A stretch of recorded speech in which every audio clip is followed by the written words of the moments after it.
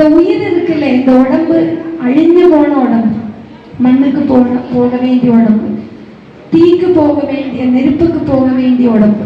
ஆனா நமக்குள்ள இருக்கும் அந்த உயிர், அது பகவான் உடம்பு. அந்த உயிருக்கும் இந்த உடலுக்கும் சம்பந்தமே கிடையாது. உயிர் வேறு, உடல் வேறு.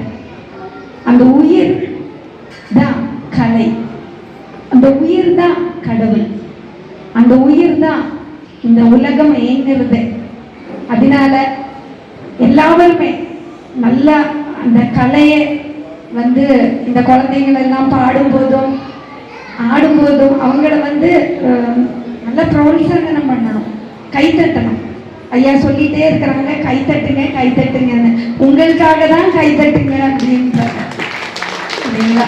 கைத்தட்டும் போது அந்த குழந்தைங்களுக்கு இன்னும் நல்லா டான்ஸ் ஆடணும், நல்லா பாடணும் அப்படின்னு தோணும். இன்னும் இந்த கலைக்கு வராத குழந்தைங்களுக்கு ஒரு புரோத்சாகனமா இருக்கும். அந்த குழந்தைங்களுக்கு ஞானம் அதெல்லாம் பண்ணணும், என்னையும் பாராட்டணும் அப்படின்னு ஒரு சின்ன பாராட்டுக்காக எல்லாரும் உள்ளேயும் ஒரு ஏக்கம் இருக்கு.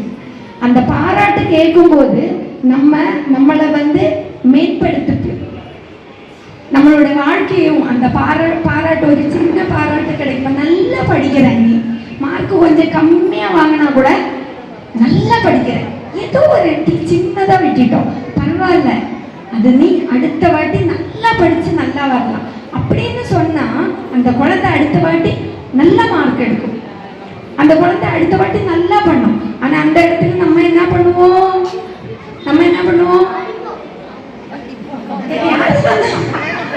அப்படியாடா தங்கம் அடிக்கிறாங்களா பார்த்தீங்களா? யாரும் அடிக்க கூடாது, பரவாயில்ல, அவனை அடிக்கிறதுனால தானே சொல்றாங்க. இப்ப வேற அம்பலம் ஆயிடுச்சு, அடிக்க கூடாது. குழந்தைங்களை சொல்லி திருத்தி நல்ல பண்ணோட சொன்னாலே கூட அடுத்த வாட்டி அடிக்க கூடாது. சரிங்களா? நல்லா பண்ணணும். சரியா கண்ணா? அடுத்த வாட்டி நல்லா பண்ணணும், நல்லா படிக்கணும். சரியா? இதே மேடையில ரமேஷ் ஐயா உன்னை பாராட்டுவாங்க, கண்டிப்பா வரணும். சரிங்களா? ரொம்ப நன்றி. இந்த ஒரு அவசரம் கொடுத்ததுக்கு ரமேஷ் ஐயாவுக்கு நன்றியை தெரிவிச்சுக்கிறேன்.